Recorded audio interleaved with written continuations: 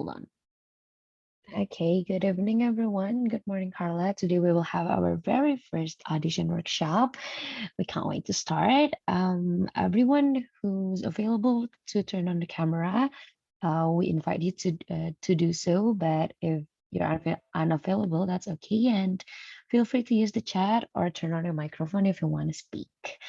And before we deep dive in, we will hear some words from JPAC that will be represented by Karaka. So, Karaka, the time is yours. Right. Good evening, everyone. Thank you for joining our very first audition session with the one and only Carla Canales. For some of you, this will be the first time you are joining Triple Threat Academy. So I'd like to introduce a little bit about us. The Triple Threat Academy is a workshop program held by JPAC in collaboration with US Embassy Jakarta and also facilitated by the Canales project, including Carla herself and uh, Gaby Stapula and also Andrea Burns in our previous artistry sessions. So the audition session is a complementary session that's here to teach you about the audition tips and tricks, especially as uh, I'm sure that we all know there are a lot of aspiring artists between us. And there have been also previously a lot of audition opportunities in Jakarta and also other big cities in Indonesia. But if you either if you have joined those auditions before or if you haven't, there will be a lot of important information and also tips and tricks by Carla, who's been in a lot of auditions, but also I'm sure have audition people as well. So please be attentive in this class. Please take notes if you want to. And hopefully, once there are a lot of new productions in Indonesia, you can join the auditions with more preparation and with more knowledge that will hopefully lend you the best roles for you and maybe even the roles of your dreams one day. So that's basically it. Don't be shy to comment on the chat, and please mute your mic if you are not currently speaking. That's it. Thank you very, very much for joining us tonight, and I will give the mic back to Carla. Thank you. Thank you so much, Raka. Thank you, everybody, for being with us today. I apologize for my background. It looks like I'm in the library, but today is not about the library. I just couldn't find the new background. Also, just so nice to see everybody in the chat. Helen, maybe you're asking because I'm wearing this scarf, but no, it's just warm, and I like the fabric. I'm not sick or anything. So thank you all for being here today. I'm really excited for this session. I have prepared what I consider my top 10 tips for auditions, and we're going to go through those tips as well as some additional tips, sort of a part two on repertoire selection. And then we're going to take our break, and then we're going to come back and discuss auditions in further discussion. But before I get started here, looks like we have 33 people. I know you are not all on camera. I do encourage everybody to be on camera if you can. But I'd like to see in the chat how many of you have done an audition before in your life.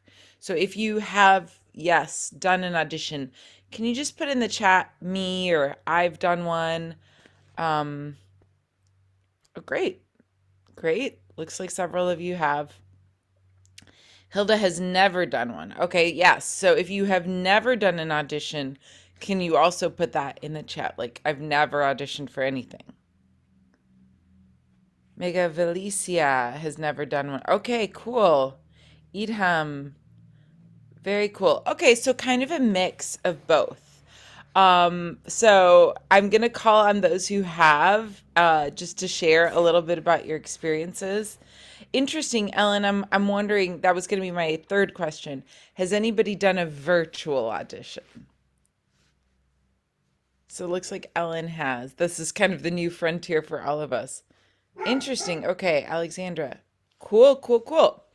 All right, well let's dive in. I think that there are some basics for auditions that are good tips across the board, whether you're auditioning for a dance role, a singing role, an acting role, but primarily these tips are focused on musical theater auditions.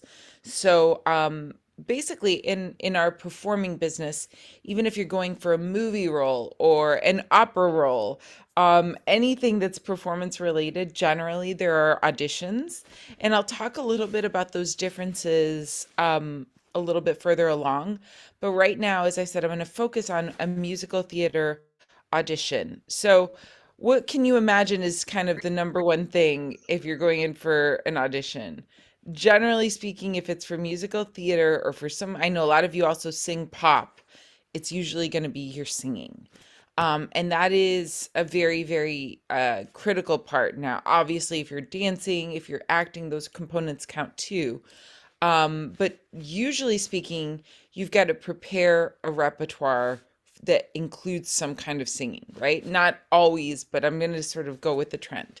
So I'm going to go through these tips pretty quickly. I invite you to take notes. I also have a PDF that I'll send out with JPAC afterward if any of you would like a copy. But my number one tip, number one, absolutely. And all of these are like agreed upon, I think, across the board by all instructors. Number one, always, always, always sing repertoire that you know extremely well. So your repertoire that you bring for an audition should be fully memorized, and not just like, oh, I know my words, my lyrics are memorized. I mean, your cues are memorized, so you know when to enter. Like when the piano is, playing the beginning, you know when your entrance is. If there are rests, you know when to come in. The rhythm of the song is absolutely solid. You have to know this song 100%. And so one of the questions is, how do you get to a place where you know a song that way? And it's just practice, practice, practice, practice. The reason for this is like you're probably going to be a little more nervous than normal in an audition setting.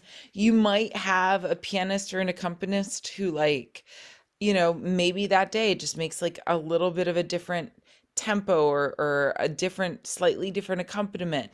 Maybe you get distracted. So, like, you have to know that song the way that you know your name, like just 100%. It's really important. So you have to choose repertoire going in that has been super well rehearsed. Okay. I'll come back to that. I cannot stress that enough. Sometimes we'll be like, oh, I'm just gonna, like, they're auditioning for Cats and I really want to bring memories. And I kind of know it and I think I know it enough. And yeah, okay, Memories is from Cats, but if you are not 100% solid with that song, do not bring it in. Yeah, we'll talk more about this. Number two, and again, I invite you guys to take notes here. This is a tricky one. Always practice before the audition in front of a mirror. Nowadays, you can also do that in front of like a camera, like you can record yourself maybe on like a FaceTime kind of, or video recording. But today, and I would say even like for the last 10 years or so, auditions are generally filmed. So let's say that someone is in an audition, and they, you might have a panel. We'll talk more in the second half about like what does it look like. You'll probably have a panel of like 3, 4, 5 people, maybe more people. But it's very likely that someone could not be at the audition, or that they're just like auditioning so many people too, they can't memorize everyone's audition. So they're going to record the auditions so that they can play back the auditions afterwards and be like, oh, well, we like this person. I think I remember she looked this way or she did that way. So practicing in front of the mirror or in front of like a video recording gives you the chance to see yourself and examine what you might want to do differently. Sometimes, like if you're in an audition, you might think you're conveying the character a certain way, But the reality is, when you watch yourself back on film or in a mirror, you might go, oh, I look really goofy in that hand gesture, or that doesn't really look the way I thought it was going to look. So you like being able to film it will allow for you to watch yourself back and take notes for that kind of self-improvement. Super, super important. Generally speaking, when I was in school, and I went to school, as I mentioned, with Darren, Chris, a bunch of musical theater people, we were always encouraged to practice in front of a mirror. Like to this day, I always practice in front of a mirror because it also allows me, for those of you that have been, in our last few classes, it'll allow me to look at my mouth position. Am I using that twang that we've talked about? How is my tongue doing? All of these kind of more technical things. So in general, I think it's always a good idea for you to be practicing in front of a mirror. Okay. I've done two. I'm curious also, just to stop here. Before I go any further, in the chat, what would you guys think would be a number 3? What would be some, like, one of my top 10 of like must do's for auditions? I like to have the interaction with you guys to see. These are all pretty general. Warming up, good, good, good. Interesting. It's funny, I don't have warm-ups on mine, but yes, that's, I think, goes like without question. You should always warm up for an audition. Dressing appropriately. Ellen, you are onto something. We're gonna come back to that. Confident gestures, definitely. I think that is like a part of the visual of like practicing in front of the mirror. And Raka, definitely like the demeanor. We're gonna talk about that. Be on time. Maria, you get special points because it's like such a critical thing. I think it was Woody Allen who said, if you can just show up on time to everything in your life, you've like won the battle, because so few people actually show up on time. So that's a really good one. Um, Prepare a short self-introduction. Yes, we're going to talk about that. Good, good guys. You're following along. Apologies for Grizzly, who surely sees something out the window. If you're hearing my dog barking in the background, I apologize. Okay, so number 3 actually on my list is one that also might seem very, very basic, but believe me, it's like one that I come back to a lot, and I think most singers come back to. Never, ever, ever, under any circumstances, sing when you are sick. If you have any doubt about how you might be able to produce the sound, like you're like, oh, I think it's going to be okay, just cancel the audition. And the reason for this is like first impressions are really, really important, you guys. And auditions can generally be rescheduled. Now, this is not always the case, but generally speaking, auditions can be rescheduled. And if you're having a performance, I'm going to share on a separate day tips. Like if you have to perform and you're sick, we've talked a little bit about like when to cancel, how to do the steaming, and all of those tips to help you get through it. But in an audition situation, you're making a first impression usually. And if you're sick, you're going to sabotage your chances, because someone might like misinterpret that for your abilities. So I just can't say it enough. If you're sick, you're not going to be able to give the best of yourself in an audition. Maybe your voice sounds okay or feels okay, but like your body is sick. Maybe you have a fever. Like you just cancel the audition, find a way to reschedule it. It's not worth trying to push through when you're sick. Also, if you guys have any questions on this, please feel free to use the chat. So number 4, also kind of a basic one, goes with number 1. You have to make sure you're fully memorized. It's just like a critical thing. If you forget the words in an audition, it breaks the auditioner's capacity to believe you in that role, right? So this one also, number 4, kind of goes with something else.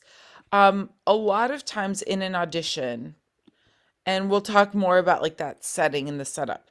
Usually you're asked to bring a couple of excerpts. So again, we're going to talk more about that, but you're also usually asked to bring a monologue. How many of you have done or prepared a monologue? How many of you have a monologue in your kit?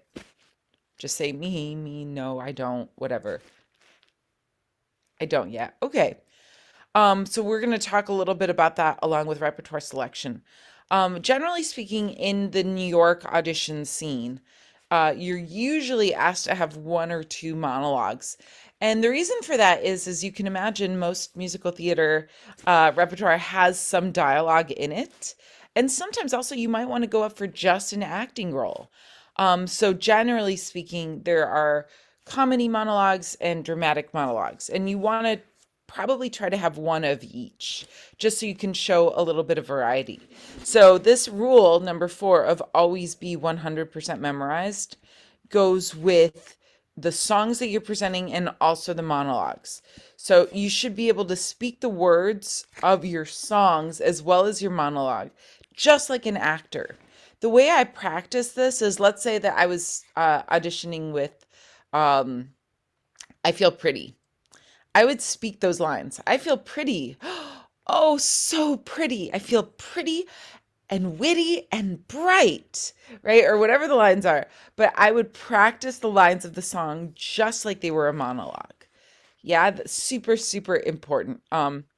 Another tip for this, which I learned from an acting teacher, and it's helped me over the years so much, is write out your lines. So, like, take a pen and a piece of paper and write, I feel pretty, oh, so pretty. I feel pretty and witty and bright, or I think they changed it recently to pretty and witty and gay. Whatever it is, write it out on paper and just keep writing it and writing it and writing it. That also develops a muscle memory. Those are 2 great ways to practice.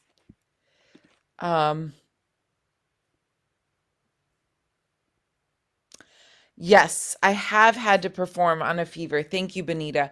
So again, I want to distinguish, sometimes if you have to perform, it's different from auditioning. How is it different? The reason it's different is auditioning is usually a first impression or maybe a second impression, but you're going in for like a job interview. You're going in for a tryout. When you are performing, if you know your voice well enough, you'll be able to tell, should I cancel or can I get through it? And if you make the determination that you can get through it, you have the house, the by house, I mean like a JPAC, you have the community ready to support you. You've won that role already. But if you haven't won the role and you're in an audition setting, I'm much more conservative for auditions than I am for performing. And the reason is it's that first impression. You really want to give the best first impression that you can. And for, yes, for the monologues, exactly. A dramatic monologue, so a serious monologue, basically, something that's more serious, and then a comedy monologue. Or sometimes we'll say like a character monologue, like something that's a little bit more comedic, funny, or like character oriented. Yeah. Great, great. So we're not even halfway through. But here is our 5th one. Try to work with a pianist as much as possible. So this maybe applies to some of you more than others, but like in New York, I've been auditioning for over 20 years, 25 years, right? So I use the same pianist. I've had the same pianist. Maybe I have 2 or 3 that I use circularly because the same one isn't always available. But generally speaking, there's one person I call more often than the others because he just knows me. And so I would definitely encourage you to try to use one pianist as much as possible because that pianist will start to know you. You should definitely before an audition rehearse with the pianist, show them, and we're going to get into this in the second hour part of the session in the second hour. Where are your cuts? How do you show what it is that you're doing? But that pianist should know your tempo. They should also know your temperament. They'll be able to like get to know you over time. Are you, feeling well or not so well? The pianist will be able to like feel you on that. So it's really important to build that relationship with your collaborator and you will get to know them better as well. The relationship of a singer and a pianist is a partnership. So if you think about someone that you can partner with well, and that you might have a 25-year relationship with, it's super important. In these sessions, obviously, we haven't been using a pianist, but I would be curious for the JPAC team and for those of you who audition, if you already have a rapport with a pianist. Like maybe some of you can tell me in the chat, is there a pianist that you work with regularly that you've already built this rapport with? Or how, when you have done auditions, are you usually doing it with backing track? How has it gone for you so far? Can you guys share with me in the chat a little bit about that?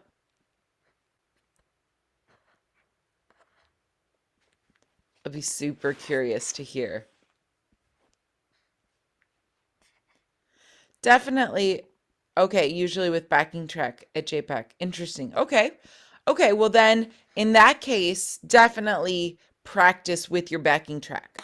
Practice, practice, practice. Like practice as much so that you eliminate the risk in auditions. I also always had a teacher who would say to me, practice the way you perform or the way you audition, and perform the way you practice or audition the way you practice, so that they just become interchangeable. And when you go into the audition, it's like, oh, this is just another day of practicing. And definitely, if you want to raise your hand at any point. Wow, yeah. So if you, I just think like practicing with a pianist is a very helpful thing. And Josephine, it sounds like you have started that collaborative process. Josephine, can I hear from you a little bit? What has that been like for you? Where is Josephine Lucia? Lucia?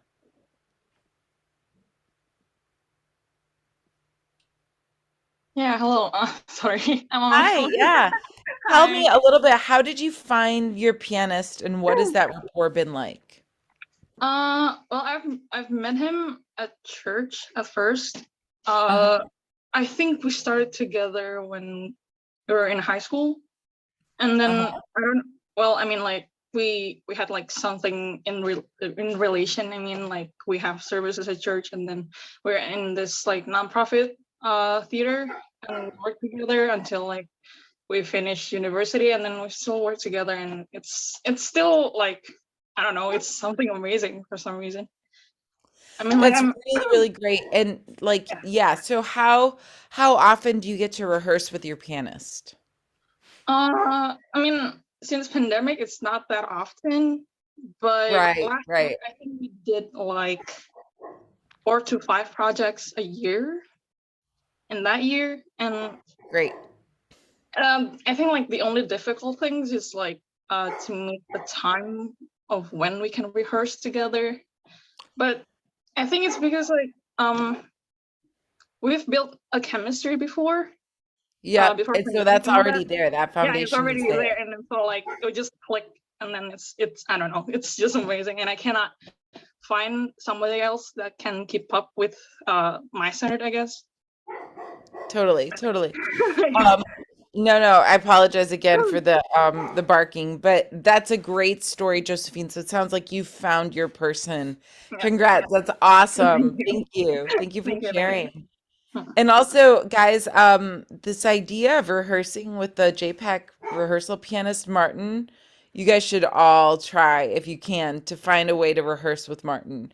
I'm sure you'll learn so much from that. Um, yes, Jane Elena. In New York, like the way I'm sort of also like trying to give you guys a framework for New York. If I had an audition, my agent calls, says, okay, you've got an audition. The first person I would call after that is my pianist. And I would say, hey, I have an audition on June 5th. Can you play? It's at this time. So I would try to bring my pianist to the audition, and then he'll say, yeah, I'm available, whatever.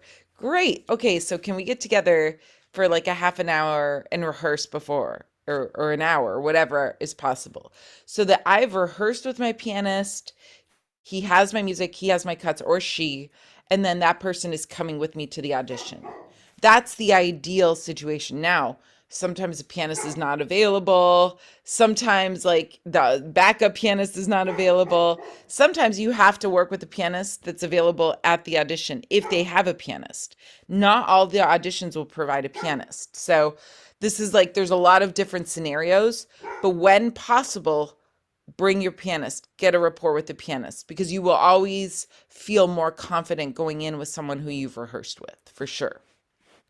I hope that answers the question. So let's go to, yes, point number 6. This is an interesting point, guys. So this is a point about your materials. Make sure you have good professional materials. What do I mean by that? What do you think I mean by that in the chat? What are professional materials? This has changed over the years now, but what do you guys think are like materials to bring to an audition? Sheet music, for sure, for sure. Camila, we're going to work on that one a lot. Water, yep. Props, maybe if you need them. Audition book if you need it. I'm talking about what are the materials that you would bring to share with the audition committee. There we go. Karen, headshot, Camilla, resume, portfolio. Exactly. That's what I'm looking for. That's exactly right. So the general materials are a photo called a headshot. And then you probably want something like a CV or a resume, right? So headshots, gosh, I'll dig up some old headshots to show you guys. But generally, a headshot is called a headshot because it's mostly your head, like shoulders up. Nowadays, a lot of singers will have like a full body shot. And nowadays, also a lot of Broadway auditions are requesting a body shot. That's kind of also a chance to show your look, your vibe, if you will. You guys all know that lingo more than I do. So yeah, is this person have a sort of urban look? Are they more like traditional classical? In my case, I'm very tall. So that's like, your headshot, you just want it to be something that's like reflective of your basic look. Your resume, however, we're going to talk about that quite a bit. Your CV or your resume. What do you list? How do you list it? We're going to go through that. In some cases in the United States, they might ask for your height on a CV, and some might ask for your weight. Less so now, but I think it's more in the dance community that they might want to know height and weight stats. Yeah. So definitely you're going to want to bring some kind of a headshot and some kind of a resume to your audition. The big thing is you want to make sure they're current. Like my headshot from 25 years ago, I don't use that headshot anymore. You want to make sure it's something that looks like you look. Now also, you probably want to make sure before you go into an audition that your website is up to date, that your social media is up to date, if you have social media. So this is like another area that's like a lot of debate in the States. If you are auditioning and out there trying to get jobs, you should know that your potential employers or your like auditioners might very well Google you. And if you have like a Facebook with like, forgive me, like I hope you guys all take this as a joke the way I'm intending it, but like let's say like you went to a party and got really drunk and then there's pictures of you like passed out on Facebook. That might not look very good to your auditioners because believe me, people on the audition committee will Google you. They will look at your social media. This happens so much that I know people have lost jobs because of their social media. By the same tip, if you like in America, if you have a staunch political view or a very hard set religious view, and you put this on your social media, you might be influencing auditioners. What do I mean by that? Okay. Without like trying to be too political. If someone was very anti and pro-Trump, I'll put that out there, in the Trump era, super pro-Trump, saying things like, Trump should be putting the Mexican kids in the cages. I'm pro that. And you're putting it on your social media, and you're auditioning for a show that's a very liberal show, and your auditioners look on your social media. You may have given a great audition, but the people from the audition committee might look at that and say, I'm not sure that person is going to like vibe well with this show. So I'm giving you an extreme case, but okay, by the same token, imagine that like you are, you called in sick to the audition. You're like, hey, I'm, really sick. I'm sorry, I have to reschedule. And then on your social media, you're posting all these like pictures of you at a party or on the beach, like hanging with your friends. Same thing. Like the auditioners are going to be like, this person asked to reschedule the audition, but they're like partying. So I'm not kidding you. I know so many people that have lost jobs due to this on social media. Be very careful if you're going out for auditions of how you present yourself on social media and on the internet in general. Enough said. Karen, do you have any tips for headshots? Yes, I do. And we will talk about that after the break, I promise. Honestly, nowadays you can do your own headshots with an iPhone. It used to be that you would have to pay so much money for headshots. Nowadays, if you like are a little bit good or you have a friend, you can really clean up your headshot very well. Yep, exactly. You can use an agency or a photographer, but it really doesn't have to be fancy. I have used headshots that I did myself. I know many of my colleagues have done the same. So don't feel like you have to spend a lot of money on that. Okay. Along these lines, now we're going to talk about like some of the softer skills here, the outfits. Please, number 7 on my list is please, please, please, please, please dress appropriately for your auditions and for your performances. So like you want to show your personality, but you want to do so with class.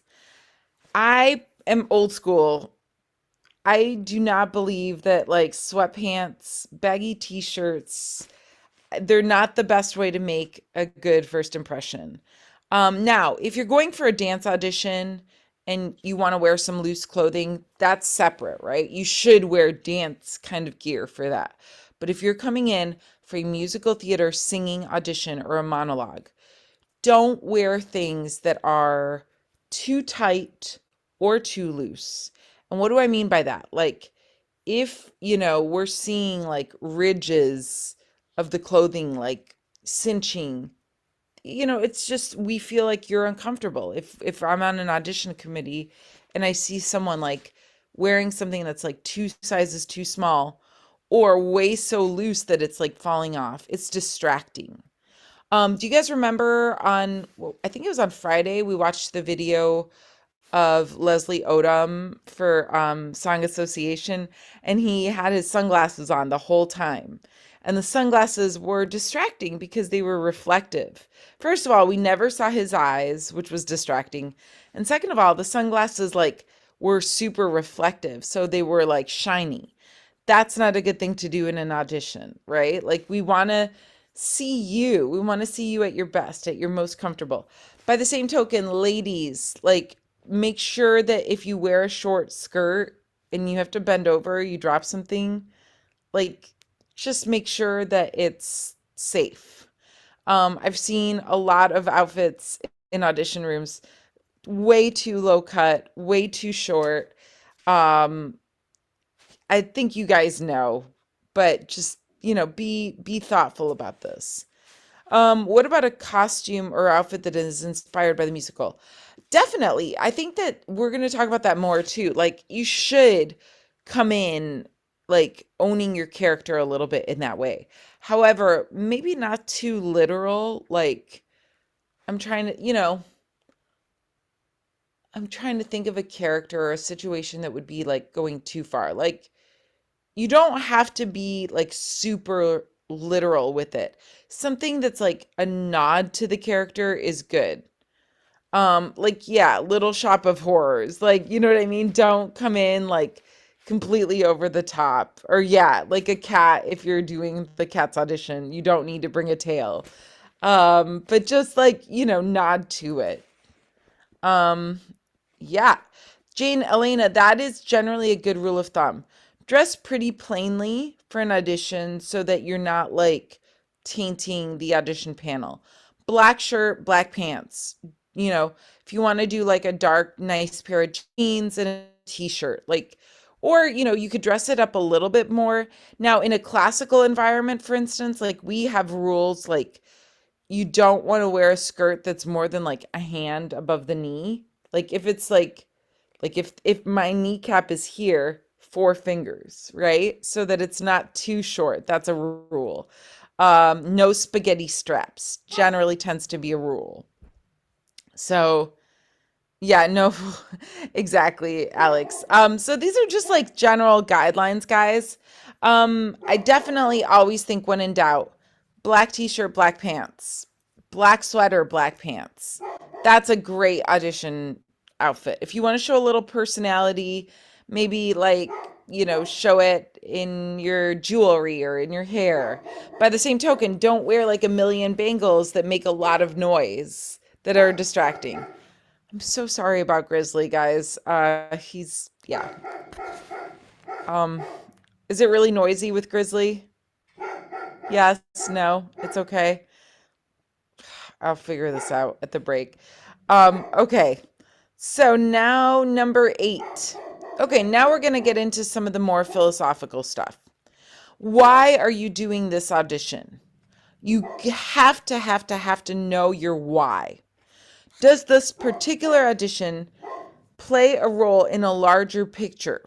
So like let's say I'm auditioning for not Maria but Frasquita in West Side Story or what's the I'm sorry, it's not Frasquita.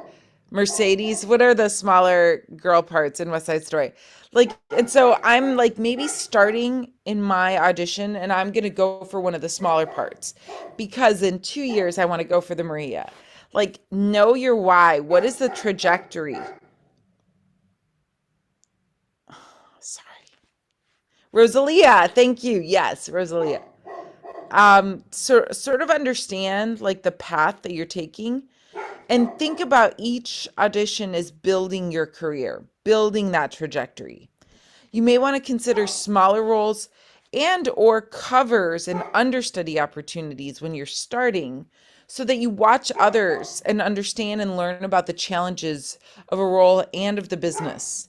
Why do you want this role and does it speak to your personality and your vocal range? Sometimes like I may want to do Anita, but I'm not a good dancer. So like know your why, know why you're going into audition for that character and how does it fit in the grand scheme of things. That's a very important one. So in the same line, number 9, set specific goals for your performance or audition. What do you want to try out? Like if you're going to this audition, let's say that you're going to try a new song out. This is my first audition bringing I Could Have Danced All Night from My Fair Lady. Okay, so I need to make sure so sorry. I need to make sure that I am super memorized on that song. Like that I know all the words. So I've practiced it speaking, I've practiced writing it out, I've practiced it a million times. Okay, so like what my goal for this audition might be that like I really debut this new song in a killer way at this audition that gives me some confidence. Set specific goals. You may not have control on getting the part, right? Like you're not going to be able to decide did you get that part or not.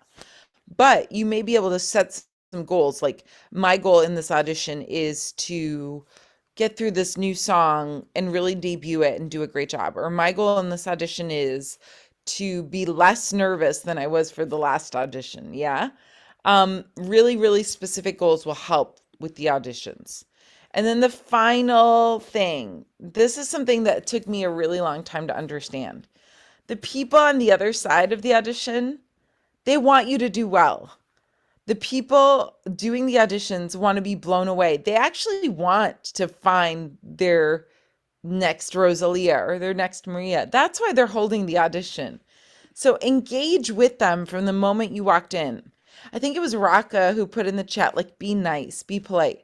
When you walk into the auditions, try to set the tone by sharing your personality immediately from the minute you walk up. I'm so sorry, guys. I might just hold this for one moment so that I can get him to stop barking. So just for one moment, I want you guys to think about all 10 of these, and we're going to come back with questions. Let me make sure he stops barking. I'm so sorry.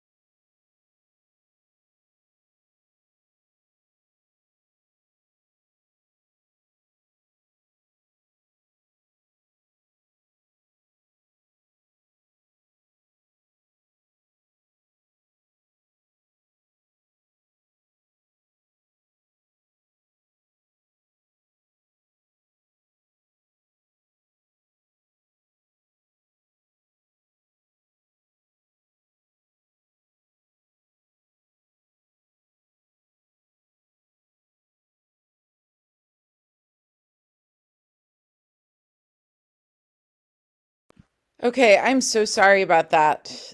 Um, Apologies. I think I just didn't want him to be too noisy, and you guys can't hear this. Hopefully he will stop now. He's gotten a treat. So let's just review really quick the top 10. Number 1, always sing repertoire you know extremely, extremely well. Number 2, always practice in front of the mirror or try to record yourself so you can see how you're presenting. Number 3, never, ever, ever, ever sing sick. It's better to cancel and reschedule. Number 4, make sure you are fully memorized, like 100% memorized. Number 5, who's got number 5 for me? Who knows number 5? Raise your hand. Good. Try to work with a pianist. Exactly. Good job, guys. Number 6. What's number 6? Not write out your lines. Okay, so number 6, make sure you have good professional materials. Good professional materials. That means your headshots. That means your CV, that these are both up to date. And then also that you're just like keeping your social media content current and good. Number 7, what's number 7? Dress appropriately. Excellent job, Maria. Thank you. Number 8. Kind of a tricky one. Number 8, anyone? Know your why. Thank you. And Jane Elena, what do I mean by know your why? Can you unmute? More like setting the mindset and setting specific goals for each audition. Perfect. Perfect. Very, very good. Thank you. Thank you. Excellent. That was number 8. What about number 9? Number 9, set specific goals. Excellent. You know, sometimes too, like for auditions, you're auditioning for something that's like a totally new experience. Like I've gone in to do a couple pop auditions. My goals for the pop audition was just like, I want to enjoy this and do something different. Like, you know, it all depends on that audition. So set your specific goals. And then what was number 10?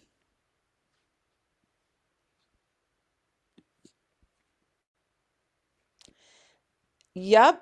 Not exactly engage. It's understand that the audience, the committee wants you to do well. The committee is on your side. They don't want you to do badly. They don't want to say bad things about you. They want to find their next star. And they're like waiting and rooting for you. I promise you, I've been to a lot of auditions. And they're not bad people or mean people. They want to find their next big star. Excellent. So along those lines now, in the few minutes that we have before the break, here's the biggest thing. And I've interviewed, like I've talked to so many people about auditioning. I think the thing that sets a lot of singers apart or performers apart is knowing your why. Like consider why it is you want to sing. Why are you pursuing such a difficult career? It's a very risky business financially, professionally, and it's also super competitive. So many people are drawn to performance. So, why does this hard, crazy thing make you happy? Knowing your why is what will help you bring the joy to others. And I have had to ask myself this a lot. Like, it's what I remind myself of when I'm really nervous and I'm about to go in the room. Why am I doing this? Like, I will be standing, okay, in the waiting spot. Like, I remember being 18, 19 years old, going to New York for the first time, thinking, what am I doing here? Why am I doing this? Why am I doing this? Why am I doing this? And then I have to remember my why, right? And that would be what would give me the energy and help me break my nerves going in. So, Jane Elena, I'm going to go back to you. Do you know your why? Why do you want to do this? Why is this performing so important to you? Oh, can you hear me?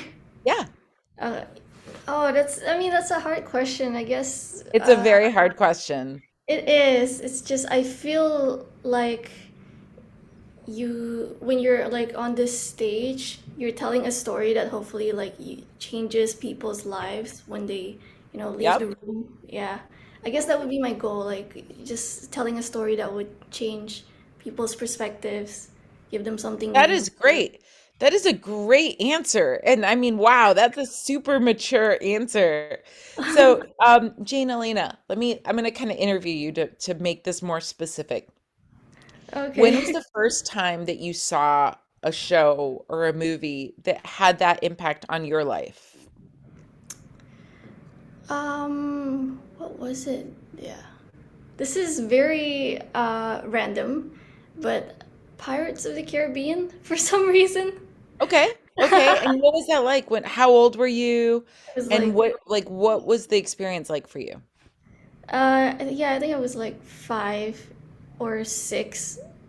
It's like the first movie I ever remembered watching, and I was Yeah. just like so like blown away by the fight sequences, like the story, how it all just comes together, and Yeah. like Yeah. yeah, it made me like really want to be a part of something amazing, something great. And see, that's great. So you that like I this is the process, right? First of all, Camilla, you're cracking me up here. That's hilarious. Yes. But you had such a specific and quick response. You were 5 or 6 years old. You watched Pirates of the Caribbean.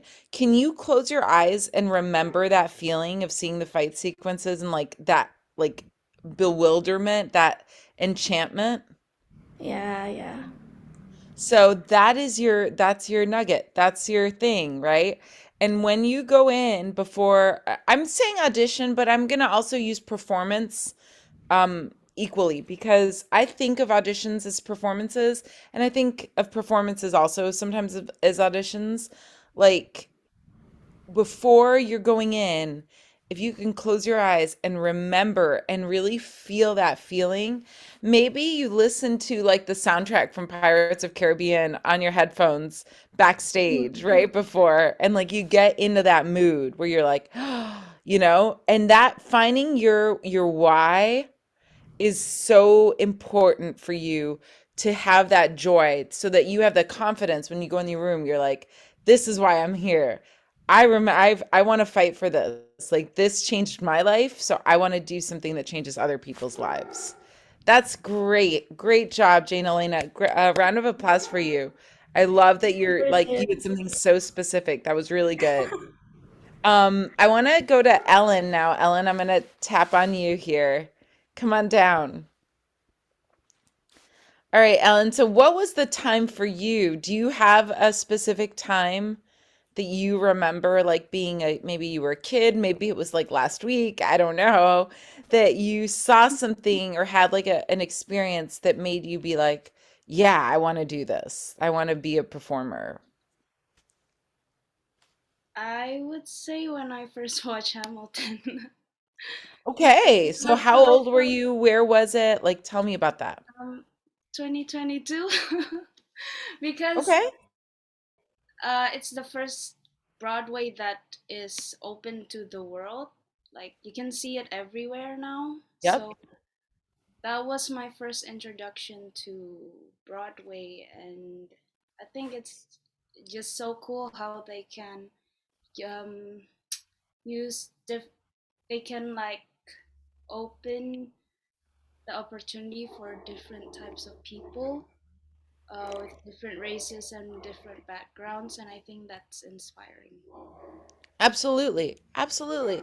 That's such a good answer. So, obviously with Hamilton, there's like a whole soundtrack. I invite you to like also cultivate this. Like go back, like there are going to be times on this journey where you get down, where there is rejection, where it is hard. Go back to your Hamilton soundtrack to find that. Jane Elena, go back to your Pirates of the Caribbean. Like go back there and find that joy every time. That's a great answer. Thank you, Ellen. And I love that it's recent. I love that it's something that Yeah. you've just connected to. Great job. Round of applause for Ellen. Thank you. I want to share with you guys mine, when I was really little, I discovered Carmen and I had a VHS tape, that's how old I am, of this like movie version of Carmen. And I would play it over and over and over again. And then I would um, like go in my mom's closet when she wasn't looking and put on her skirts. And I was like 3, 4, 5 years old and like pretend I was Carmen because I knew like Carmen was an adult and like I just would have so much fun with that music as a little kid. I would play Carmen. I wanted to like dress my brothers up. And that joy of that, obviously, like it never left me. I never dreamed I would get to do Carmen really, but I had so much joy in it. And every time before an audition, I would remember that. Like I would remember that feeling of being little and like that enchantment and that fascination, and it would energize me before my auditions. Now, I'm going to share in the second half, we're going to talk so much about auditions. I had auditions for Carmen, one of my very first auditions. Um, is the barking bothering you guys? I'm sorry, I hate to ask. Again, can you hear barking or no? Okay, thank you. Um, One of my very first auditions, just to give you guys a sense of how challenging this is. Um, I was just out of graduate school, and a friend told me, "Hey, we're casting this like concert with Carmen arias in Switzerland, and you would be perfect for it." And so can you make a video, an audio demo? Sometimes you have to record a demo to get the audition. I did that. I sent it over. Um, was invited to do the audition. So what did this mean? It meant I had to fly myself on an airplane from the United States to Switzerland to audition. I had to pay for this. And this is what we're going to talk about the second half. Like, you have to pay for your auditions. I flew all the way there. I stayed in a hotel. I had to make the decision, was it worth it? And they were telling me, no, no, no, you're the only person we're going to audition. You've got this. It's in the bag, blah, blah, blah. Fly all the way there. I have a working session with the conductor, and he's like, oh my gosh, you're great. This is going to be great, blah, blah, blah. I go in and I do my audition. I sang 5 things in the audition, which is a lot. We're going to talk about that more. And then after the audition, they said, okay, wait outside. And then the conductor, the main conductor, calls me back in. And he says, Carla, you will never sing Carmen. You are not a Carmen. This role is not for you. I'm sorry to have wasted your time and your money to come all the way out here. You're not cast, and just don't waste your time. This is not for you. He was a pretty famous conductor. Obviously, I was devastated. I cried. I was also out a lot of money. It's a gamble, and I had gambled and I lost. But I will tell you, I've sung Carmen almost 100 times in 12 countries. And that man was wrong. And it's just one person's opinion, right? And I tell this story because you can never let one person's opinion get you down. On average, and this was prior to the pandemic, we used to say in musical theater, if you do 20 auditions and you get one part, that's excellent, that's A plus. Sometimes if you do 50 and you get one, that's A plus. It is hard. What does that mean? It means that 19 people are going to say no to you. 19 no's for the one yes. Similarly, I did another audition tour a year after that experience.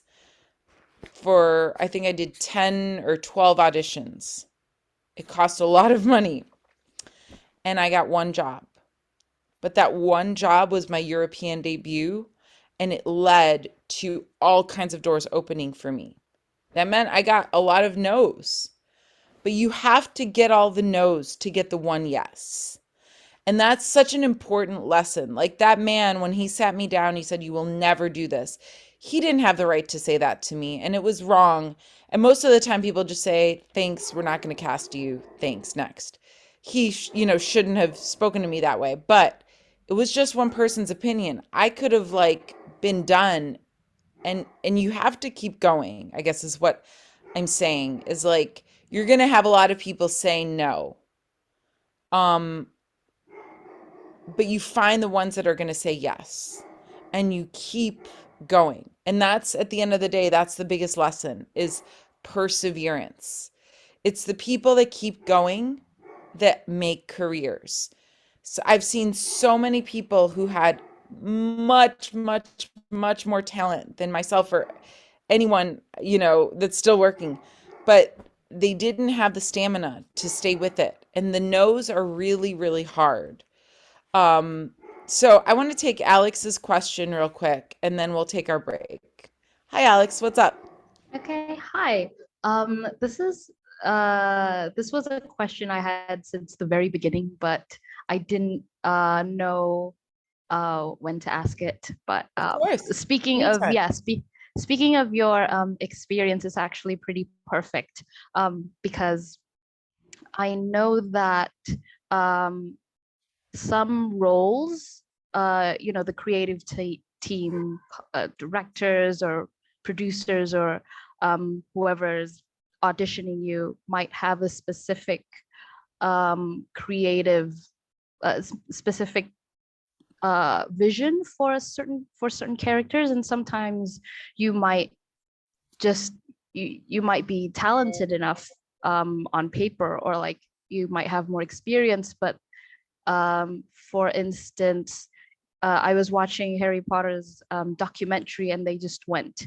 The actor for Luna Lovegood, I forgot her name, but they knew instantly she was gonna play Luna because of her personality, and not necessarily.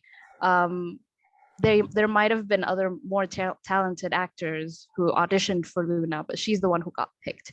So I kind of wanted to ask you about your opinion on this, because you can't really fault the creative team for having a vision, but how do you find those auditions that, yeah. Sure. I mean, that's a much bigger question. So, yeah, you have to understand that people for auditions, particularly for movies. First of all, movies are different from musical theater, from plays, from operas. Each of these have differences. In movies, the visual and the look is going to play a much bigger role. And there is no right or wrong. Like sometimes a director just really wants a certain kind of a character or personality, and it's up to the director. There's no equity in auditions, is what I'm trying to say. Like, someone might sing and dance better, but the director wants something else, and that's the director's prerogative. So we can't really control that. In terms of finding out about auditions, we're going to talk about that on a different session. There are tools, and obviously, like the first place is an agency. An agency usually helps to do that, but there are open calls. There are things all the time happening, also virtually, that anyone can take part in. So we're also going to talk about that to answer your question. Is that cool? Yeah, thank you so much, Carla. Thank you, Alex. Thank you. And Benita, I'm going to answer your question. I mean, there's no easy way to make money for auditions, but I am going to share some of my experiences. Let's take our break. We're going to take 10 minutes. When we come back, I'm going to talk you through a little bit more specifics on auditioning, a little bit on repertoire selection. And I have so many stories of auditions. There's a lot to cover. So 10 minutes, we will see you back here at 8:13 after the hour. Yep. Thanks, guys.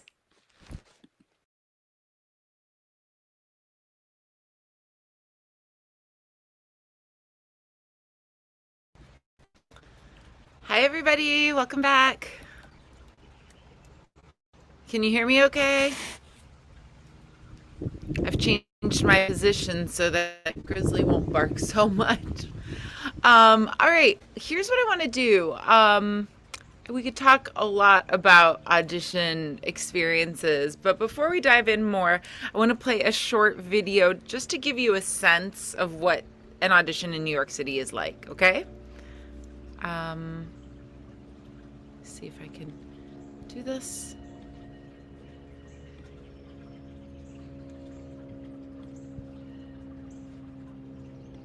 It is to people who move to New York every day to try and make it on Broadway. But I'm wondering how hard it is to actually get into a show. So I think the best way to find out is to just go audition myself. Yeah, this is not gonna end well.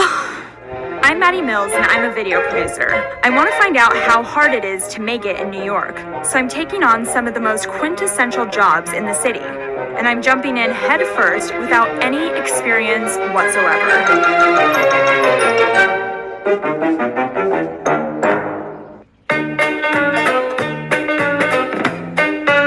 So Maddie is coming in today to do an audition for Cynthia Weil for the musical Beautiful. It's a little unfair. Maddie's coming in up against some stiff competition, but let's see what she can show us today. You got to get up every morning with a smile on your face and show the world all the love in your heart. And people gonna treat you better. You're gonna find yes you will. That you're beautiful. So I'm just going to pause it there. I want to go back to this statistic, right? 1,500 people audition. 45 get a callback. In the chat, who can tell me what a callback is? Does anybody know what a callback is? A callback is generally when there's a first round of auditions, right? It's like what's called a general audition or a general. A callback is when they decide who do they want to see for a second reading, like a follow-up audition. You guys got it? Yep. So it's a way for them to sort of narrow it down. This is why I said a lot of times auditions are recorded, because not everyone can be in the room to do the auditions. 1,500 people is a lot of people to audition, and 45 get a callback. Of those 45, I'm guessing, I don't know this show, but I'm guessing maybe there's 5 that get a part. So it is very, very hard. I like a good rhyme more than a good time. My pen's on fire and I'm for hire. So that's another point, is oftentimes if you go for what's called a general audition, you'll probably have a sense of the show, like you can bring something from the show or your repertoire already prepared, but you will have to often pick up a dance routine at the theater, and you have a limited amount of time to do that. Are any of you familiar with a chorus line, the show A Chorus Line? Because that whole show is kind of about an audition. So in other words, you have to pick things up very, very quickly. So you were good. That's good. I'd like to say a thing or two about the song I sing for you. These are not the words I thought you knew. The every days are here. I messed up the words. To sing for you, yeah. It's just she's singing high and so loud and fast. Yeah. All three at once. Were we thinking about that when we wrote the song for this poor girl to sing every Obviously not. Obviously Yeah. not. We didn't plan for later on stage. It'll probably feel much easier. Okay. Because it won't feel so naked. Okay. Not good to feel naked. You want to just sing this couple of notes? Sure. I'm for hire. And I'm for hire. That's good. Okay. Good. And I'm for hire. Don't let me write for you. Yeah. Good work. That's great. So That was great. fun. You come in, you're gonna go. Happy days are here and you're gonna scoop. Here again. Yes, exactly. So you just have to think about selling it. Fingers. Yeah, exactly. So you're gonna like flaunt your outfit, right? Because Cynthia is well dressed. I came to show you my style. My name is Cynthia Weil. W-E-I-L. You did this hand. Either way, I was keeping it cash. Okay. I know it's fast. Don't worry. We're gonna go slow. My lyrics will be slick and smart, reminding you of Lawrence Hart, and we'll both sing when we top the chart. Happy days are here again. Yes. Okay. That's it. So I know we just learned the dance, but since I do have a jacket on, I kind of think in that sexy section there should be like a throw it into the audience, you know? Can I get that, Rick, please? That little part? My pen's on fire, and I'm for hire. Don't let me write for you. This is the 2018 version, folks. All right, should we go for it? Great. We'll do it. Yeah. Okay. So I say the first stuff. Yep. Okay. Hi, I'm Cynthia Weil. My Aunt Tony, who knows your friend Eddie's. Try again. If I leave you, my songs are better live. That's not really a great quality for the record business. You are argumentative. I'm the one you are arguing. I'm saying what I want. Slowly. So oftentimes you will have to do a reading like this in an audition also. Just they'll give you a script and you have to read with a partner. Get to the right page first. You're the one who's arguing. I'm just saying what I want. Do you know Happy Days Are Here Again? Yeah, sure. G major, nice and bouncy. Hit it. I'd like to say a thing or two about this song I sing for you. These are not the words you thought you knew. The happy days are here again. Okay, we can end this torture. Okay. I'm sorry.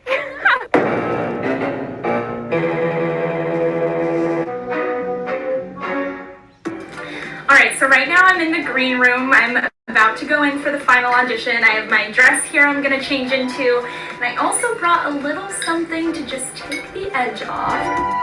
Okay, that is not a good idea ever for an audition. This is obviously like a little bit of a comedy skit. And also, let me say, there's not usually a green room. There's not usually one person. There's usually hundreds of people at an audition. But, you know, I think the video was well done, so I wanted to share it. All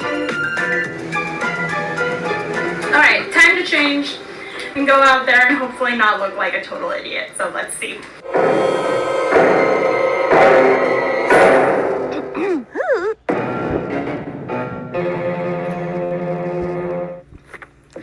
I'm sorry, I'm lost. It's like a rabbit warren in here. Can you help me find Donnie Kirshner's office? I'm Donnie. Hi, I'm Cynthia Weil. My Aunt Tony knows your friend Eddie, so Tony called Eddie and Eddie called you and you said you'd see me. Remind me, what are you? A singer, composer, secretary? Lyricist. Oh, you got something I can listen to. Yes. Where is it? In my throat. It's my voice. I'll sing you one of my songs. I don't do live auditions anymore. Leave me a demo. Yeah, my aunt who knows Eddie, who knows you, said that's what you would say, but I didn't think that was best. Well, I did. That's why I said it. My songs are better live. That's not really great quality for the record business. Leave me something. If I leave you something, you might not listen to it. You are argumentative. You're the one who's arguing. I'm just saying what I want. Do you know Happy Days Are Here Again? Well, sure. G major. You want a sonnet? I'll get right on it. I like a good rhyme, more than a good time. My pen's on fire, and I'm for hire. Donnie, let me write for you. Hey! Good job! So good! Very good. Thank you. Very, very How good. did that go for you?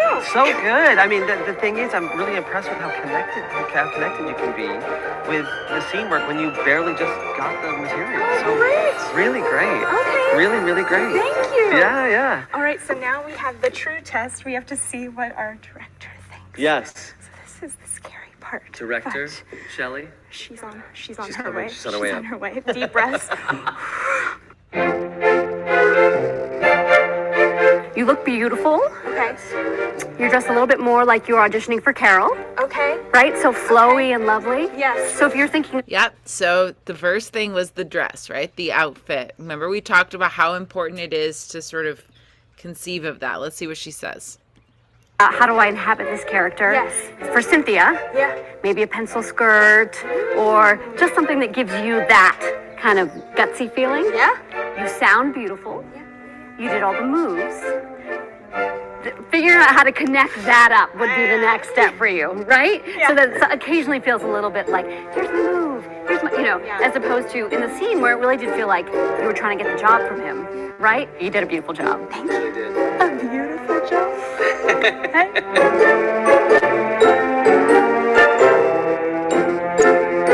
Okay. Let me just exit out of this. Okay, guys. So obviously that's like a sort of a little mock documentary on it. It's not quite how it is in real life. I want to see your questions. What did you think about that video? Do you have to do a reading and a monologue on the first audition? So now let's talk a little bit about what you should prepare specifically. I also have a document on this, which I will send to the JPAC team so that you guys can have these. Repertoire selection. Okay. I'm going to dive into this. There's quite a bit here. We've talked a lot in these classes about the registers and about the classifications. So first point, know your vocal category when you're going to an audition. For men, we've talked about this, but never in these terms. The lowest of the voices is called a bass. Then we have a baritone, which is sort of a middle register for most men. It's often has a low and a high, but the tenor is the highest range. And a tenor should be comfortable with high notes, right? So if you're not quite comfortable with like real high notes, you might be a baritone. For females, generally speaking, there's two categories. Now, there's a lot of subcategories. I'm simplifying this. But a mezzo-soprano or an alto is going to be lower and normally uses more of a belting sound, whereas a soprano is going to be higher voice, normally using more of a head tone sound. Yeah? Generally, again, Anita in West Side Story, I don't know why I'm using all these examples from West Side Story today, but Anita is more of a mezzo because of the belt. And Maria in West Side Story would be a soprano. She's got the high C at the end of the quintet. Definitely, that's a high note that only a soprano would have. So, know your vocal category, that's like a step one practical thing. Number two, repertoire selection. Aim to choose 2 to 3 different song selections. So generally speaking, it's encouraged to have like a ballad and an up tempo. So if you're gonna just have two, you should have one that's like fairly upbeat, kind of dancey, and one that's like just pour your heart out ballad. Yeah. If you have a third one, maybe the third one can be like a rap. We heard yesterday an amazing rendition of that rap from Hamilton, Eliza. So you might want to have something like that. You might want to have something that you just do really, really well. If you're a high soprano, maybe it's something like Cunegonde, Glitter and Be Gay, which is like a super, super hard piece. If you can do it, that should be on there. Maybe it's something a little bit more character related or pattery. What am I thinking? Gilbert and Sullivan. Gilbert and Sullivan isn't strictly musical theater, but it is hard. And if you want to include something like that, that could be a third. Number 3 tip here. And if I'm going too fast, guys, please just let me know on the chat. I know I prepped a lot for today because I want to like just leave you a lot of information here. Your temperament and personality. Choose characters to play to your strengths and your personality. So let's start by this. What are 5 words that would describe you? Who haven't I called on yet? Karen Krista. Come on down. Hi. Karen Krista, hi. What would be 5 words that describe you? Let's start with like, what's one word that describes you? Ambitious. Ambitious. Probably. Okay. All right. That's a great one. Would you say that you're a sweet person or are you untrusting? I don't know about that. Okay. Probably sweet, but that's up to people's interpretation of me. Okay. Let's leave that one. Would you say that you're a funny person or a serious person? Funny. Okay. Probably. Okay. So we have ambitious, we have funny.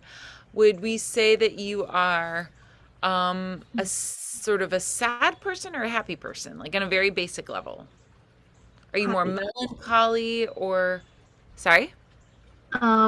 Most of the time happy. Happy. Okay. So you're happy. And maybe we can make that one a little bit more specific.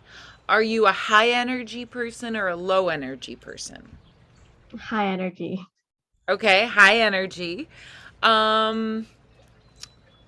Would you say that you're a witty person, like smart witty, or are you more are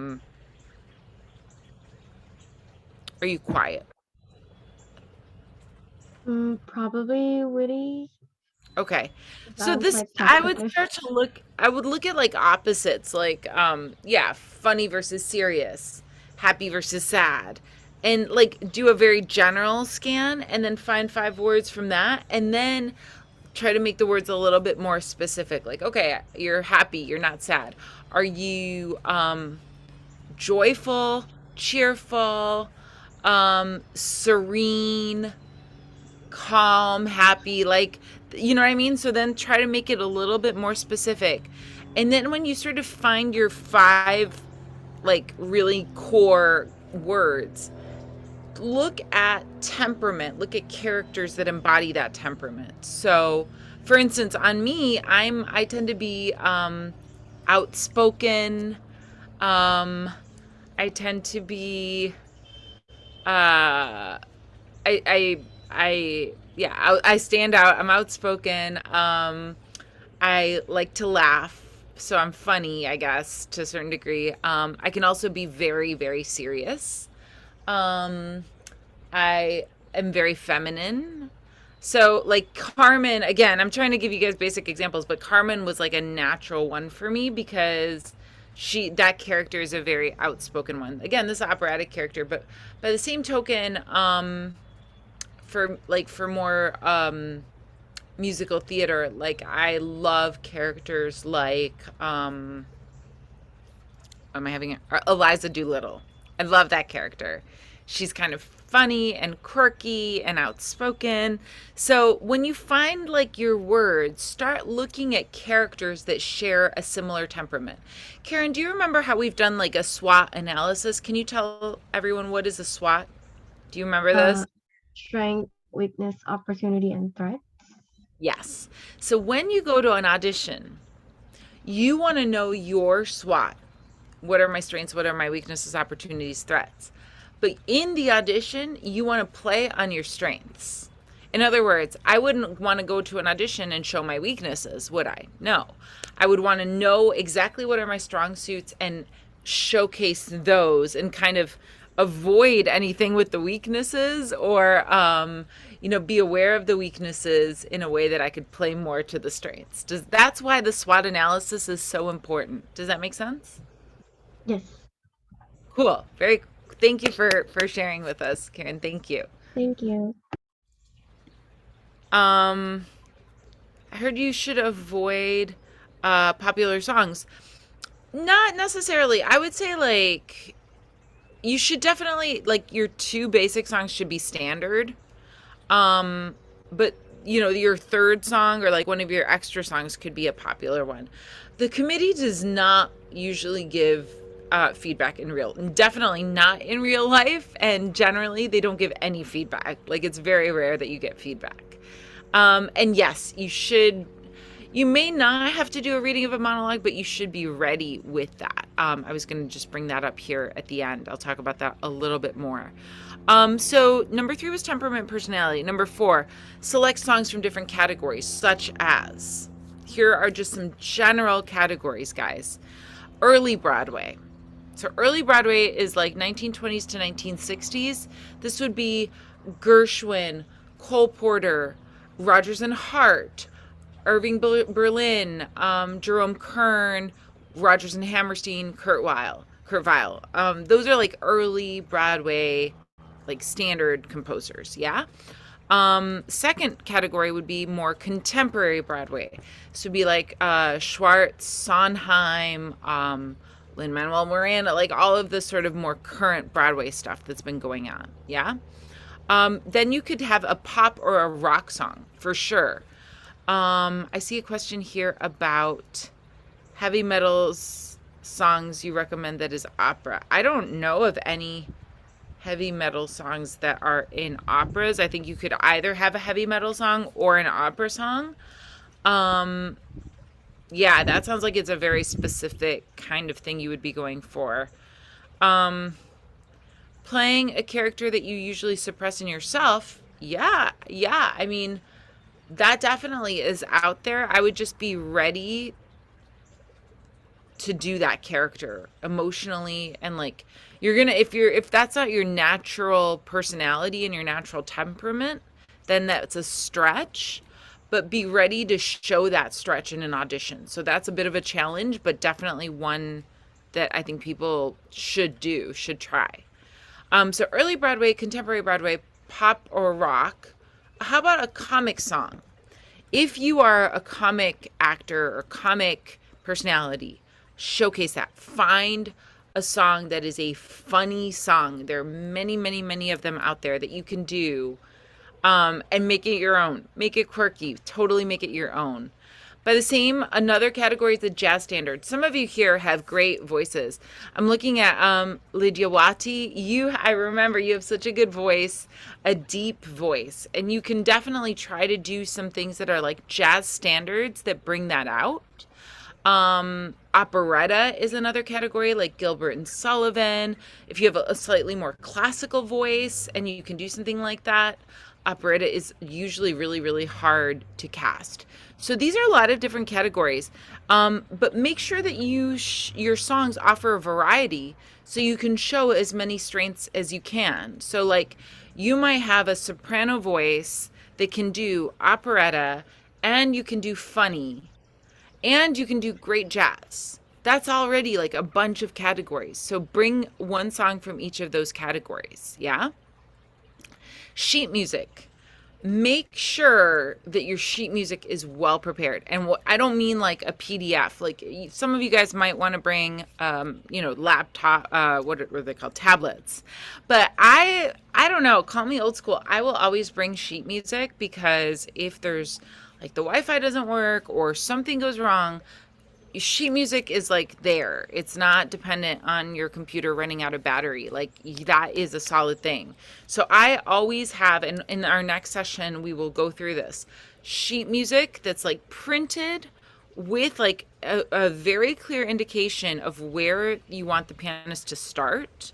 Like maybe you put it in red or a star or something very clear. Like this is the starting place and this is the finishing place, right? If you can also indicate tempos, like if you want to indicate a metronome marking, or you want to indicate like upbeat, make sure that all of that is very, very well signaled. We will go through this in a later session for auditions. Final thing, prepare well. Do your homework on the entire background of the show. If someone is bringing to me an audition with something from Funny Girl, Don't Rain on My Parade, and I ask that person, okay, hey, great job on Funny Girl. Can you sing, or what do you think about another song from the show? People. What's your range like on People? And the audition person goes, oh, what's People? I've never heard of People. I would be a little bit skeptical doing the audition. In other words, you should know the whole character of the characters you're presenting. Obviously, if you're bringing a pop song, this doesn't apply to that. But if you're presenting Maria from West Side Story, you should have a high C. If you're presenting Funny Girl, you should be able to do that big belt at the end of Don't Rain on My Parade. If you're presenting Eliza from the Hamilton, you should be able to rap, right? So like make sure that you know the whole show. It doesn't mean you have to have the whole show memorized. It doesn't mean you have to like be off book with everything, but you should be familiar enough with it. Yeah. So that if I were in the audition and I ask you about something, you're ready to like give me a little bit of background on that. Know the other characters. If there's another character in a song you're singing, like I Have Dreamed from The King and I is a duet, and you can excerpt that. It's a great soprano part for someone starting, like an ingenue part. But it's a duet. And if, I'm in the casting and I say, okay, I make a reference to it as a duet, and you're like, oh, I thought this was an aria, then I would go, oh, that person doesn't know the show, right? So know the shows that you're singing from. You should like really do your homework, know what happens to your character. Does your character die at the end? Like if you don't know that and you're bringing me an excerpt, that would be alarming for me too. Just some basic things like this. And finally, number 7, prepare a monologue. So like definitely, I think you should have 2 monologues ready, a comic or a happy monologue, and then a dramatic monologue. But if I had to give you advice for just one, bring a dramatic monologue. That's like just a very standard thing, just seeing how you read, seeing like how you relate to a character. I advise you to bring 2, like don't take my advice on just one. There are so many books on monologues out there. Read through them, see what you like, and start to prepare that. You guys can probably tell there's a lot of preparation that goes into this. I want to answer this question really quickly. Josephine, what if it's a new Broadway musical? Yeah, still same procedure. Anything that you're offering to an audition should be like you saying, this is what I've got. This is what I've prepared. So generally speaking, at minimum, before you go to do an audition, you should, at the bare minimum, you should have 2 excerpts from 2 songs of contrasting styles and a short monologue.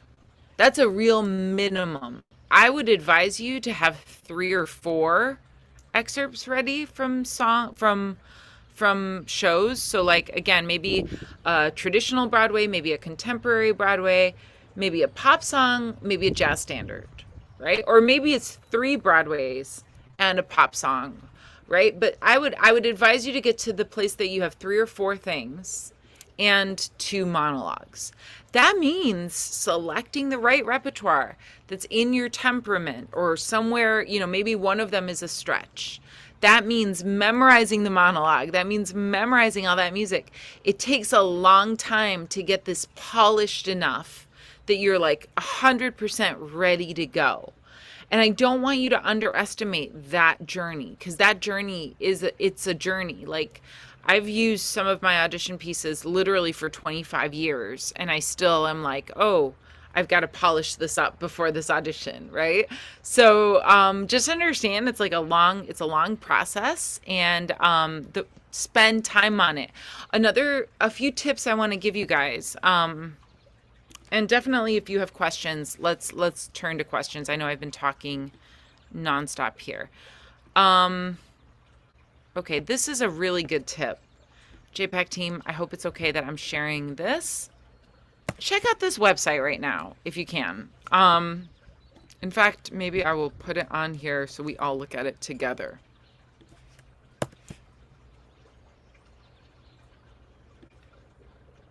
Okay. This website is a site that is really a great resource for anyone looking for musical theater songs, right? So let's say, you know, you finish today's lesson, you go to sleep, you wake up tomorrow and you're like, okay, I've got some work to do. I need to find my audition songs, right? You can look at all of these resources here, like begin your search here. Character's age. I'm guessing most of you here are between 18 and 24. Voice type, we sort of just went through this, right? Let's just say soprano. And tempo, remember I said sort of ballad and up-tempo? So let's say easy ballad. Power ballad probably has a big belt at the end. And then comedy or drama. I'm going to go with comedy. Came up with 0. Okay, that's a little bit strange. Sorry, that was a bad suggestion. Drama. Yep. So here we go. 169 songs fit that criteria. You have to subscribe, I guess, to this, but something like this might very well be worth subscribing to. And I think in some ways, if you're with an institution, there are ways that you can get a free subscription. But this site, all I can say is like, it's a go-to site for so many musical theater people. The full library has 11,200 songs from like almost 2,000 shows. And so there's a lot here. There are other sites that are like similar to this. And these are great resources for you when you're looking for repertoire of how to find stuff. Similar for monologues. Grizzly. Oh my gosh, guys, I'm so sorry. Similar to monologues, you can find similar sites for monologues out there. Okay, now we've got about 15 minutes left. I was going to play another video, but I think what I'd like to do first is see what questions do you have. So hit me with questions. Where are we with questions? How do we educate ourselves on a show we haven't watched? Does the website show? Yes, great point. First of all, watch the show. Just watch the show. If I were doing an excerpt from a Showboat, I would see the whole show. I'd probably sit and either like look for it on YouTube or see if I can see a movie version of it, and I would take notes. If I absolutely can't find any version of it online, then maybe I would just read the script or read the score, so that like I wouldn't necessarily sing through the whole score. Maybe I could find it on Spotify, but I would read the libretto along with it so that I was really getting all of the words. Definitely, if you're doing an excerpt, know the show. Does the website show description? I think it does. And in general, like, as I've been telling you guys, when you come for the songs, I do expect you to give a little bit of description. Like, hello, today I will be singing Hello, Young Lovers. In this song, Anna sings about unrequited lost love as she reminisces on witnessing a new love in The King and I. that's maybe a little too much, but that's a brief introduction. Have a little introduction like that ready whenever you're singing a song. Great question. Thank you, Ellen. What other questions do we have? No other questions? Really? Guys, really no other questions? Are we just being quiet today? Do auditions have like an interview session maybe after callbacks? Sometimes. The reality is that there's no like formula. It just it completely varies. Sometimes there is a little bit of feedback, especially like if you get down to like there's 2 or 3 people being considered, there might be some feedback. Okay,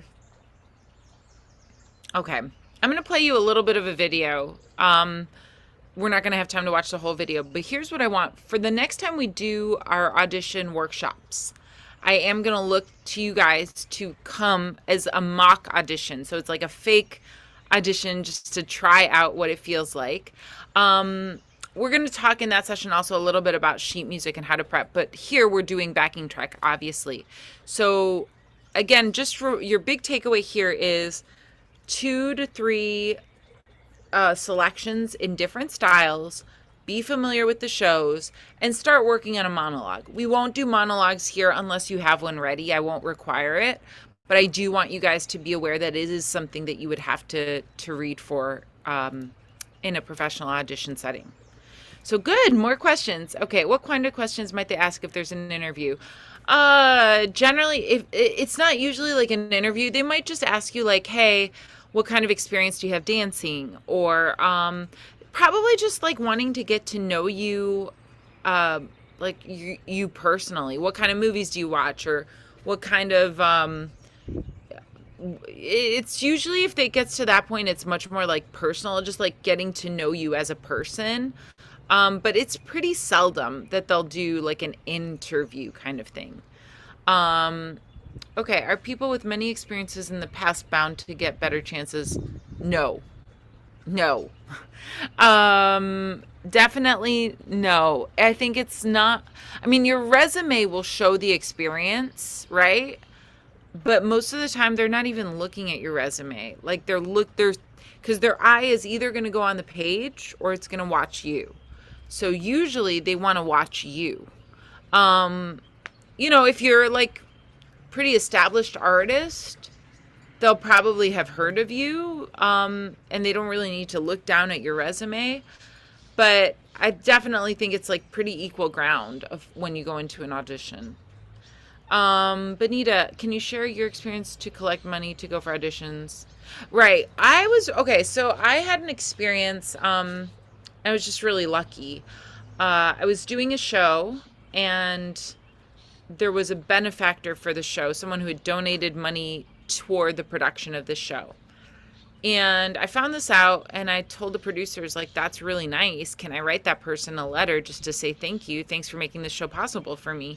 And they were like, yeah, of course. So I wrote this man a letter. And I guess that wasn't usual. And he came to the show and he saw me afterwards. He was like, thank you so much for your letter. I'd love to have lunch with you sometime and learn about your experience. And so we did. And then he was an Army general. And he was like, so how does this work for auditions? And I was sort of explaining to him how I really wanted to go out. And he was like, well, what role do you think you'll be good at? And I said, I think I'll be really good at Carmen. But this is what it's going to take. And he said, okay. He said, I will. And I didn't ask him for funding. He said, I want you to put together a proposal and send it to me. And I was like, a proposal? Like, this isn't normal, right? So I went home and I proposed. And I was like, well, I think I need like 4 or 5 voice lessons. And I think I really need to learn flamenco dancing because that's a big part of Carmen. And I saw myself doing Carmen. And then I need, X amount to go and do these auditions. And I think my proposal was like for $2,000 or something like that. And Harry was like, okay, I'm going to fund your proposal. Go do it. And from there, I got my Carmen, and that led to more Carmens and more Carmens and more Carmens. And he came to see me do Carmen. And so it was really, really thanks to him that I could go and do the auditions. And I was prepared for the auditions. I was trying to think of like what would make me different from other Carmens. Well, if I could dance, if I could actually do the dance moves, that would make me different, you know? So he helped me take flamenco classes. There are always going to be people that want to help. And in the entrepreneurship classes, we're going to really look at the specifics of that, how to fundraise, how to set goals, how to create a proposal. So, Benita, I definitely invite you to come to that because we're going to really spend a lot of time on those questions in that. Bunga, how do we decide when and how to add an extra something to to show our personality during the audition? It's a fine line.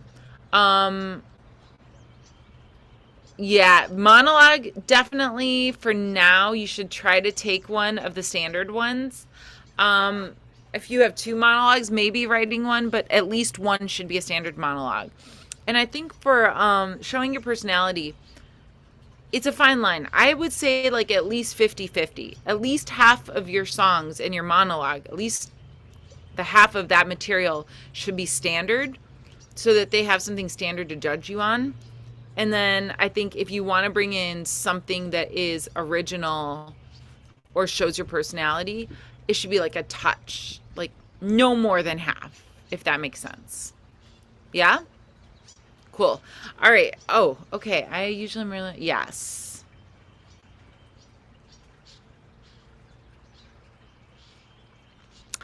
Calming down the nerves. Okay. So I would say, first of all, it's all about the breathing. A really good breathing exercise is this one. You want to plug one nostril and breathe into this nostril over 4 counts. So hold the breath for 4 counts and then release it out of the other nostril. 2, 3, 4. And then do the other way around. Just try that. It's an old technique of breathing and it's very helpful. So in through this one for 4 counts. 1, 2, 3, 4. Hold. 2, 3, 4. Release. 2, 3, 4.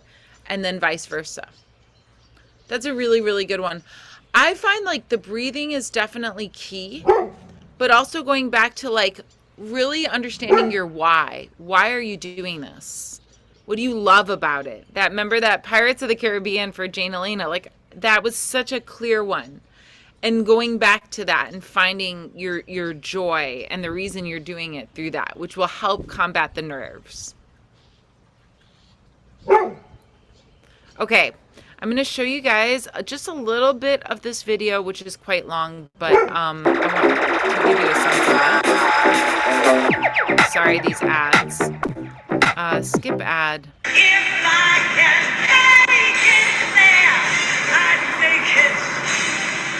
Hi guys, welcome to or back to my channel, Mel Katie Vlogs.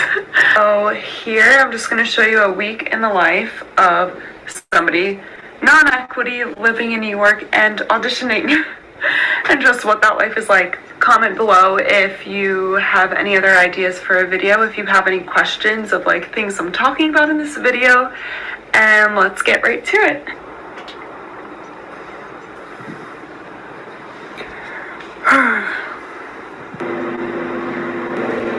She goes into like quite a bit of the details, so I'm gonna fast forward. Across the floor, and then we did like Sonia Taya choreography. And I'm exhausted. I burned. So I don't do any of that. Like, oh, I burned this many calories so I can eat this much food, whatever. But I'm trying to eat healthy. So this little guy is mine. So we're talking about typing, and I'm like, this headshot's hot. Why am I not getting typed in? It's hot. Already. So, what you can see is casting this season for Con, which is this beautiful theater in Utah. And I think this is a good idea. Basically, we have to bring our headshots to their offices today, and we drop them off in this little box, and they're gonna type by headshot and resume to see who they want to actually come and audition instead of us all like waking up at 5 a.m., waiting in line, then them typing my headshot and resume. So it's actually saving us like time and aggravation. Yeah, I'm into it. Yeah, we're very into it. So, out of focus. And I'm still here, still being seen. I'm number 236, so I'm in the next group. The fans of Mel KB Vlogs might remember Hannah Fairman. You saw her in Japan, all around Disney, and here she is in Ripley. I'm going on my phone again because that's how this is going today. So I just got done singing and it went really well. Felt really good about it. Ran into some friends. That was fun. Got out of class at BDC. It was really good. I took Natalie, who I've been taking from since I was like 15 or 16.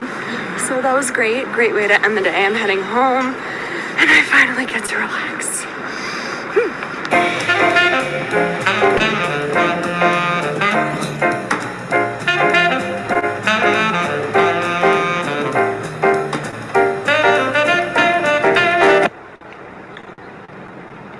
Tofu taco and a glass of wine.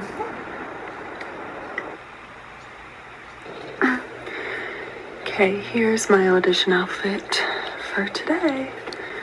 Okay, definitely, you guys, this is not the right audition outfit. Like, this is more for dancing. Yeah. Yeah, it's very reminiscent of the character I played in A Chorus Line. And I'm going to an audition for A Chorus Line today. Crazy. So yeah, this is what I'm wearing. Put on my makeup. And now, because I feel like there's not gonna be much room once I get to the studios, I'm gonna do some abs here because you gotta be on your core for A Chorus Line. Okay, anyway, gonna do some abs. The fans might remember Zoe from Japan, and you know, I heard your request that you wanted her back, so here I am. She is. Okay, I'm sorry. This video is really long. It's kind of hard to watch it, but it's basically showing a lot of like the backstage vibe at these auditions, which the one thing is you will run into a lot of friends and colleagues at auditions because you're kind of all in the same boat. And I guess the thought I want to leave you with is something that Raka said really early on. It's be nice. I hear a lot about auditions.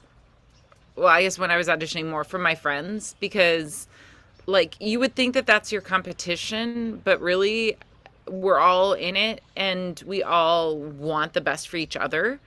And so I think like just generally being really, really a good colleague, a nice colleague, coming prepared.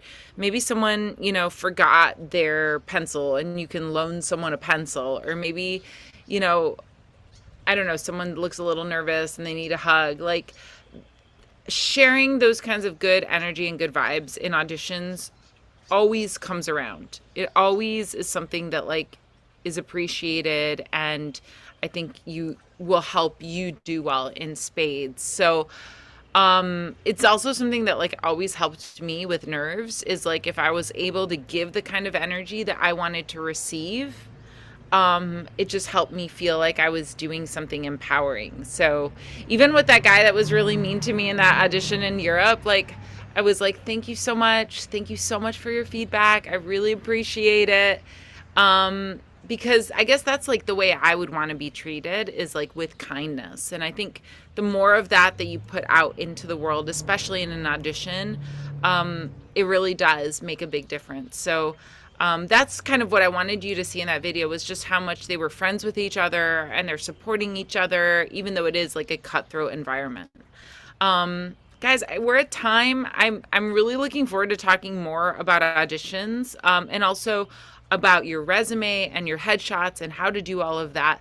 Today was like a broad overview. I'll make sure JPAC gets these to PDFs that I created, so you guys can have them. And as always, if you have any questions, just send me a note on Instagram, Carla Canales Music.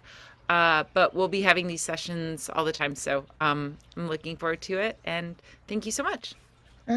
Thank you so much. What a great full session we have tonight. So before we end, let's have a quick photo session as always. For those who can turn on the camera, it would be much appreciated. Okay, everyone's ready. I'm counting in 3, 2, and 1. Okay, one more time in 3, 2, and okay, perfect. Thank you so much. Have a nice weekend, everyone, and we'll see you again tomorrow. We will have like Thank you, Carla. Thank you, everyone. Thanks, Carla. Thank you so much. Have a good night. Thank you, Carla. Thank you, Carla. Thank you, Carla. Thank you, Thank you so everyone. much. Bye.